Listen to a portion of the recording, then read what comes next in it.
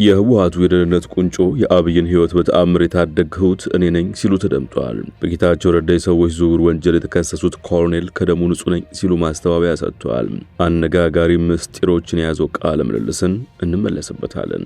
ኢትዮጵያ የባህር በር የማግኘት ጉዳይ የብሔራዊ ጥቅም አንዱ አካል አድርጋ እየሰራችበት ነው ተብሏል። ጠቅላይ ሚኒስትር አብይ ደህንነት አማካሪ ይፋ ያደረጉትን መረጃም እንመለከተዋለን። ፕሬዝዳንት ኢሳያስ የኦሮሞን እሴት ተዳፍረዋል ተብሏል። የኦሮሞ ሊቃን ፕሬዝዳንት ኢሳያስ አፈወርቂ ላይ ተቃውሟቸውን እያሰሙ ነው። ሌላኛ ጉዳያችን ነው። ሪፖርተር ጋዜጣ ፓርላማ ገብቶ እንዳይዘግብ መከልከሉን አስታውቋል።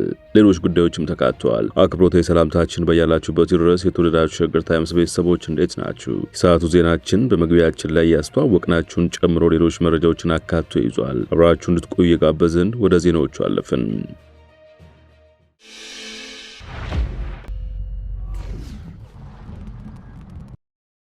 ወደ ቀዳሚ ጉዳያችን አመራን። ጠቅላይ ሚኒስትር አብይና የሮማ ጳጳስ ሊዮ በጣሊያን መወያየታቸው ተሰምቷል። ጠቅላይ ሚኒስትር አብይ አህመድ ከሮማው ርዕሰ ሊቃነ ጳጳሳት ሊዮ 14ኛ ጋር በቫቲካን ተወያይተዋል። ጠቅላይ ሚኒስትሩ በማህበራዊ ትስስር ገጻቸው ባሰፈሩት ጽሑፍ ዛሬ ርዕሰ ሊቃነ ጳጳሳት ብፁዕ ወቅዱስ ሊዮ 14ኛ በቫቲካን ተቀብለውናል፣ ውይይት አድርገናልን ብለዋል። ውይይታቸው በሁለትዮሽና ባለ ብዙ ወገን ጉዳዮች ላይ ያተኮረ መሆኑንም ገልጸዋል። በዓለም ሰላም ላይ ያለንን የጋራ አቋም በተመለከተም ተወያይተናል ነው ያሉት። የትምህርት ተደራሽነትን የማስፋት አስፈላጊነትን በተመለከተም የጋራ ስምምነት ይዘናል ብለዋል።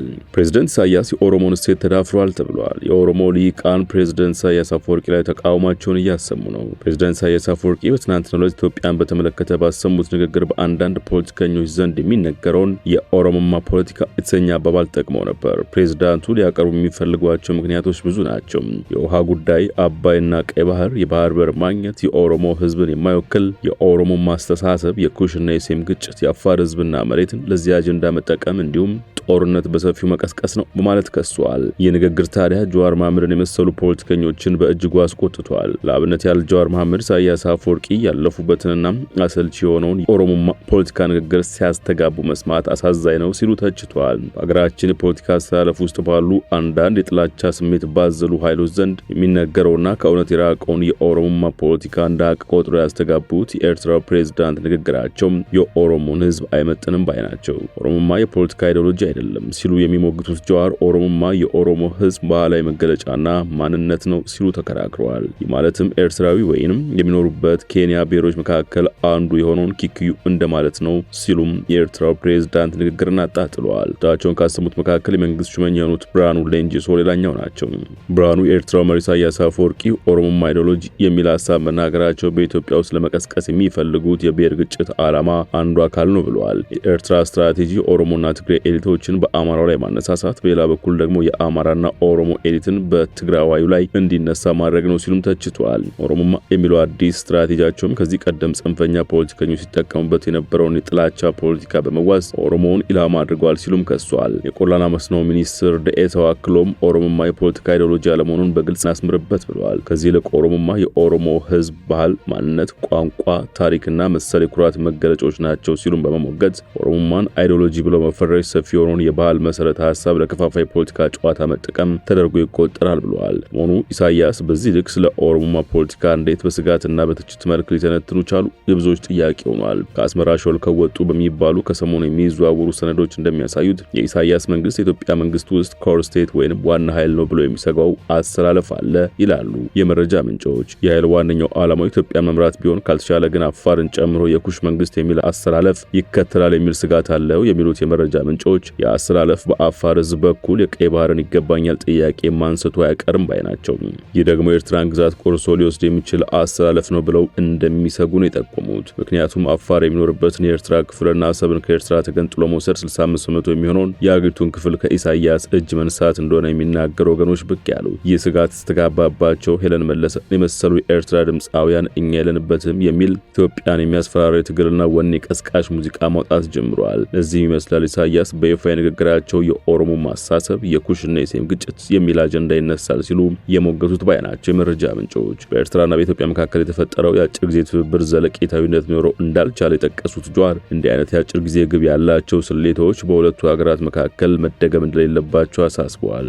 ፕሬዝዳንት ኢሳያስ የቅዳሜው ንግግር በሁለቱ ሀገራት መካከል ያለው ውጥረት መካረሩን እንዲያሳይ በመጠቆም በአፍሪካ ቀንድ ሌላ አውዳሚ ጦርነት ከመምጣቱ በፊት የሚመለከታቸው አካላት ይህንን አደገኛ አካሄድ ለማስቆም ለማስቆም አስቸኳይ እርምጃ መውሰድ አለባቸው ብለዋል። ኢትዮጵያ የባህር በር የማግኘትን ጉዳይ የብሔራዊ ጥቅሟ አንዱ አካል አድርጋ የሰራችበት ነው ተባለ። የተሰማው ከአደገኛው የፕሬዝዳንት ኢሳያስ አፈወርቂ ሙግት ማግስት ነው። የጠቅላይ ሚኒስትሩ የብሔራዊ ደህንነት አማካሪ ሚኒስትር ዴኤታም ቀና ያደታ ከቀጠናው ሀገራት ጋር ትብብር በመፍጠር ጠቃሚነቷን ለማረጋገጥ ጥረት እያደረገች ነው ብለዋል። አማካሪው አክለውም በጂኦግራፊ አቀማመጥ፣ በህዝብ ብዛትና በታሪክ የባህር በር ማግኘት ይገባናል ያሉ ሲሆን ሁሉም ኢትዮጵያዊ ያለ ምንም ክፍፍልና ልዩነት በመተባበር የተጀመረውን የባህር በር አጀንዳ ወደፊት ማስኬድ አለበት ሲሉም አክለዋል። ቀነአ ሰላማዊ በሆነ መንገድ ምላሽ እንዲያገኝ ኢትዮጵያ የሰራችበት የሚገኘው የባህር በር ጥያቄ ቅቡልነት ያለው ነው ብለዋል። ባለፈው ሳምንት መጨረሻ ጄኔራል አበባው ታደሰ የቀይ ባህር ወሰን ተጋሪ ለመሆን ያነሳነውን ጥያቄ እንደ ስህተት ቆጥረው እዚህም እዚያም የሚንጫጩ አካላት አሉ። እንደ ተንጫጩ ይቀራሉ እንጂ የቀይ ባህር ጠረፍ ወሰን ተጋሪ መሆናችን አይቀሬ ነው ሲሉ በብላቴ ኮማንዶ ማሰልጠኛ ማዕከል መናገራቸው ይታወሳል። የሸገር ታይምስ ነው። የሰዓቱ ዜናችን የተደመጠ ይገኛል። የህወሓቱ የደህንነት ቁንጮ የአብይን ህይወት በተአምር የታደግሁት እኔ ነኝ ሲሉ ተደምጠዋል። በጌታቸው ረዳ ሰዎች ዝውውር ወንጀል የተከሰሱት ኮሎኔል ከደሙ ንጹህ ነኝ ሲሉም ማስተባበያ ሰጥተዋል። የቀድሞ የትግራይ ክልል ጊዜያዊ አስተዳደር ፕሬዝዳንት ጌታቸው ረዳ በቅርቡ ከፋና ቴሌቪዥን ጋር ባደረጉት ቃለ ምልልስ የቀድሞ የስራ ባልደረቦቻቸውን በህገወጥ የሰዎች ዝውውርና የወርቅ ማዕድን ማውጣት ላይ እንደተሰማሩ ገልጸው ነበር። ከነዚህ መካከል የትግራይ ኃይሎች የመረጃ መምሪያ ኃላፊ የነበሩት ኮሎኔል ተወልደ ገብረትንሳኤ በህገወጥ የሰዎች ዝውውር ላይ ተሰማርተዋል በሚል ስማቸውን ጠቅሰው ከሷቸዋል። ከዚህ ጋር በተያያዘ አንድ በፕሬዝዳንቱ ስር በነበረ ኮሚቴ እንደተጠና የተነገረ ባለ 66 ገጽ ጥናት የኮሎኔሉ ስም በተመሳሳይ በህገወጥ የሰዎች ዝውውር አንስቶ ከሷቸዋል። ኮሎኔል ተወልደ ገብረትንሳኤ ግን ስሜ ጠልሽቷል ሲሉ የቀረበባቸውን ውንጀላ አስተባብለዋል። ጌታቸው ረዳውን ያቀረበባቸውን ክስ በይፋ ጊዜያዊ አስተዳደሩ ፕሬዝዳንት በነበሩበት ጊዜ የእርሳቸው ደጋፊ በሆኑት የማህበራዊ ሚዲያዎች ስሜን ሲያጠለሹ ቆይተዋል ሲሉ ተናግረዋል። በወቅቱ ጉዳዩን በሚመለከት ለጌታቸው ቅሬታቸውን ማቅረባቸውን የተናገሩት ኮሎኔል ተወልደ ለማህበራዊ ሚዲያ አንቂዎች ችግር የለውም ራሴ ምላሽ ሰጣቸዋለሁ እያለ ሲያታለለን ቆይቷል ብለዋል። ይህንን ጉዳይ በሚመለከት ለመጨረሻ ጊዜ ከጌታቸው ጋር የተሰበሰቡት ከ3 ወር በፊት ነበር ያሉት ኮሎኔሉ ከ2 ዓመት በፊት የፕሬዝደንትነት ስልጣኑን ሲረከብ በሚገባ ስላልተወጣው ስልጣኔን አልተቀበሉትም ባላቸው መሪዎች ላይ የስም ማጠልሸት ዘመቻን የጀመረው ሲሉ ወንጅሏቸዋል። የትግራይ ኃይሎች የመረጃ መምሪያ ኃላፊ የነበሩትን ኮሎኔል ተወልደን እንበብ በህገወጥ የሰዎች ዝውውር በነበራቸው ሚና ተጠያቂ ያደረጉት ጌታቸው ረዳ ኤርትራውያንን እንደ ንብረት ሸጡ ከነበሩ ሰዎች አንዱ እንደነበሩ ጠቅሰዋል። በትግራይ ክልል የነበረው ዓላማ የኤርትራን ሰራዊት ለማፍረስ ሰዎች እንዲመጡ ማድረግ የሚል እንደነበር የጠቆሙት ጌታቸው ይህ ዘመቻ በስተኋላ ላይ ገንዘብ ያላቸውን ኤርትራውያን ወደ ማፈን፣ ማገት፣ መሸጥ መሸጋገሩን ተናግረዋል። ኮሎኔል ተወልደ ለቀረበባቸው ወንጀላ በሰጡት ምላሽ እኔ በእንዲህ አይነት ህገወጥ ተግባር ሊያሳትፍ የሚችል ስነ ምግባርም ሆነ ሰብዕና የለኝም ብለዋል።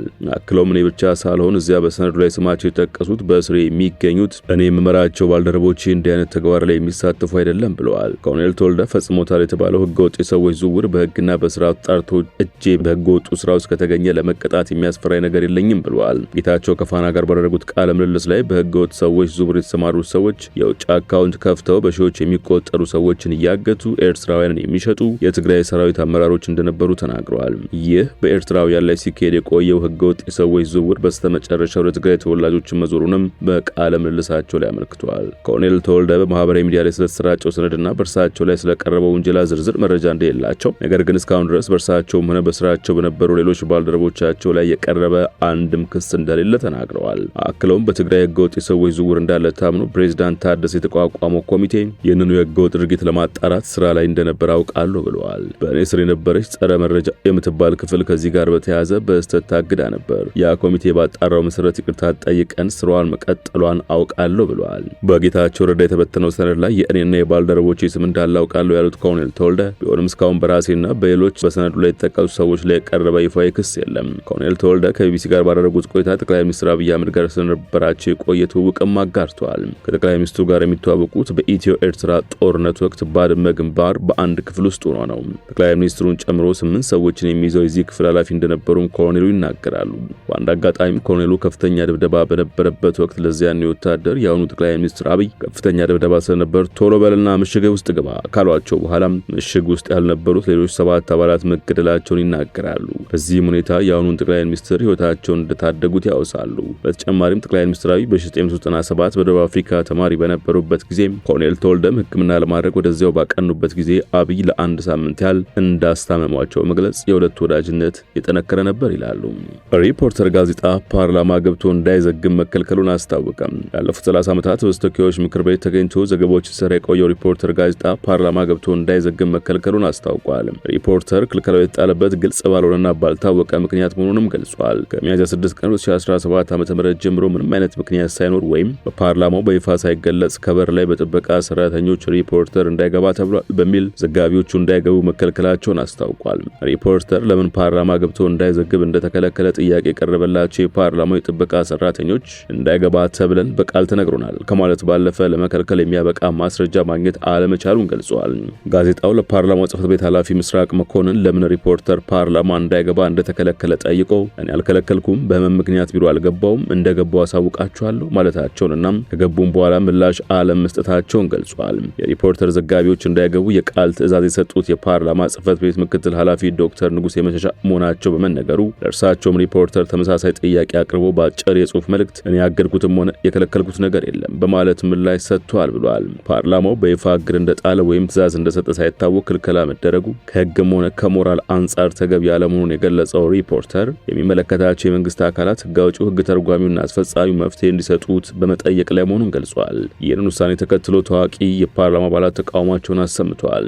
ለአብነት ያህል የአብኑ ተወካይ ዶክተር ደሳለኝ ጫኔ የምክር ቤቱን ስብሰባዎች የቀጥታ ስርጭት ማቆምና የገለልተኛ ሚዲያ ተደራሽነትን መገደብ በየቀኑ እየጠበበ ሄደውን የፖለቲካ ምህዳር ሙሉ በሙሉ እንደመዝጋት የሚወሰድ የዋልዮሽ እርምጃ ነው ሲሉ ተቃውመውታል። ፓርላማ የህዝብ ቤት ነው፣ በሩም ለህዝብ ክትትልና ቁጥጥር ክፍት ሆኖ መቀጠል አለበት ያሉት ደሳለኝ የምክር ቤቱ የአሰራርና የአባላት ስነ ምግባር ደንብ ቁጥር 6/2008 ላይ በግልጽ እንደተደነገገው ማንኛውም መታወቂያ የያዘ ዜጋ፣ ተማሪ፣ መምህር፣ ተመራማሪ መታወቂያውን አሳይቶ ተፈትሾ በመግባት የምክር ቤቱን ጉባኤዎች፣ የአስረጂዎችና የህዝብ አስተያየት መድረኮችን መከታተል እንዲችል ይፈቅዳል ባይ ናቸው። የፓርላማ አባሉ ምጉታቸውን ሲቀጥሉም በምክር ቤት ውስጥ የሚካሄዱ ጉባኤዎች፣ በረቂቅ አዋጆች ላይ የሚደረጉ የአስረጂዎችና የህዝብ አስተያየት መድረኮች ሂደቶቹም የህዝባችን ያሳሰበና የድምፅ ልዩነት የሚያንጸባርቅ መሆን አለበት በማለት የኢትዮጵያ ህዝብ እንደራሴዎች ጉባኤ ምን እየመከሩ እንደሆነ የማወቅ መብቱን መገደብ አንችልም። ምክር ቤቱ በአንድ ፓርቲ ፍላጎት ብቻ ወደሚመራበት ደረጃ መውረድ የለበትም ብለዋል። ከዚያም አልፎ እውነት በነጻነት የሚነገርበት፣ ልዩነቶች የሚከበሩበት፣ ህዝብ ያለ አድሎና ሳንሱር የሚደረጉ ውይይቶችን የሚከታተልበት መድረክ መሆን አለበት ሲሉ ነው የተከራከሩት። በጋምቤላ የተፈጸመ አሳዛኝ ጥቃት። በጋምቤላ ክልል በትናንትናው ዕለት ከዲማ ወረዳ ወደ ጎግ ወረዳ ፒንዮዶ ከተማ 39 ሰዎችን አሳፍሮ ሲጓዝ በነበረ አውቶቡስ ላይ ከደቡብ ሱዳን የመጡ የሙርሌ ታጣቂዎች ፈጸሙት በተባለ ጥቃት ከ5 በላይ ሰዎች መገደላቸውና በርካቶች መቁሰላቸውን ነዋሪዎች ገለጹ። ለደህንነታቸው መስጋት ስማቸው እንዳይጠቀስ የጠየቁ አንድ ነዋሪ የሙርሌ ታጣቂዎች ትናንት ግንቦት 17 ቀን 2017 ዓ.ም ረፋድ 1 ሰዓት አካባቢ በአውቶቡስ ላይ ተኩስ መክፈታቸውና በዚህም የ5 ሰዎች ህይወት ወዲያውኑ ማለፉን ተናግረዋል። ከሟቾቹ ሴቶች እንደሚገኙበት የጠቀሱት ነዋሪው ጥቃቱን አሰቃቂ ሲሉ ገልጸውታል። አክለውም የሟቾቹ የቀብር ስነ ስርዓት ጥቃቱ በተፈጸመበት ዕለት በዲማ ወረዳ መፈጸሙን ተናግረዋል። ምስክርነታቸውን ለዜና ምንጭ የሰጡ ነዋሪ ጥቃቱ መፈጸሙን አረጋግጠው ከዲማ ወረዳ መንገደኞችን ይዞ ወደ ፒንዮዶ ከተማ ሲጓዝ የነበረው አውቶቡስ ከዲማ ሳይወጣ የተኩስ ርምታ እንደተከፈተበት ገልጸዋል። ተኩሱን ተከትሎ የአውቶቡስን ሹፌር ጨምሮ በአጠቃላይ ከ5 በላይ ሰዎች መገደላቸውን ገልጸዋል። በጥቃቱ ህይወታቸውን ካጡት በተጨማሪ በርካታ ተሳፋሪዎች መቁሰላቸውን ገልጸው ቁስለኞቹ በአርማዶ 05 ቀበሌ በሚገኘው ጋምቤላ አጠቃላይ ሆስፒታል ተወስደው ሕክምና የተደረገላቸው እንደሚገኝ አመልክተዋል። አካባቢው በተለይ ከደቡብ ሱዳን በሚመጡ የሙርሌ ታጣቂዎች ተደጋጋሚ ጥቃት እንደሚፈጸምበት ያስታወሱት እኚሁ ነዋሪ የሰዎች ህይወት በተለያየ ጊዜ የተቀጠፈ በመሆኑ ከሁለቱ መንግስታት በኩል አስቸኳይ እልባት እንዲሰጠው ጠይቀዋል።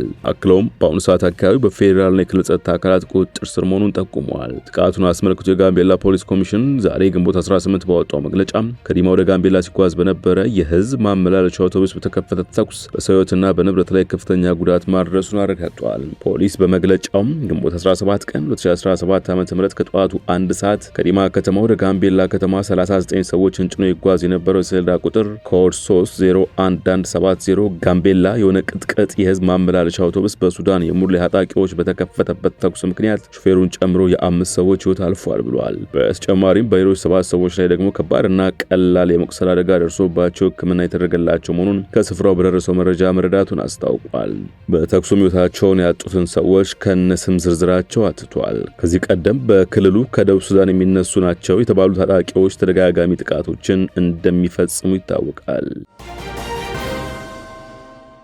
ወደ መጨረሻው ጉዳያችን አምራችሁ ከትግራይ ክልል ለብሔራዊ ባንክ የቀረበው የወርቅ መጠን ከክልሎች ቀዳሚ መሆኑ ተሰማ።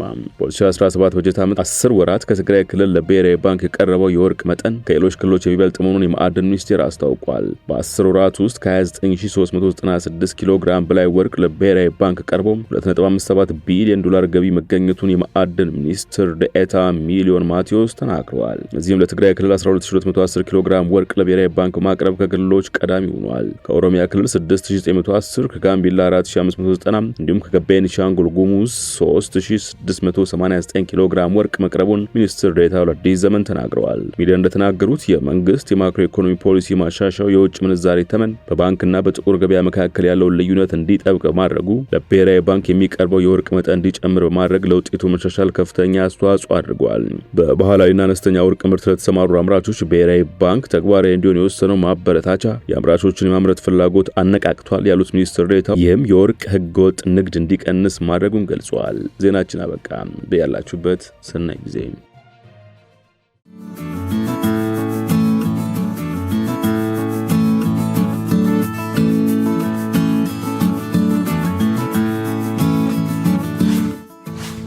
ሸገር ታይምስ ሚዲያን ሰብስክራይብ በማድረግና ደወሉን በመጫን ይከተሉን።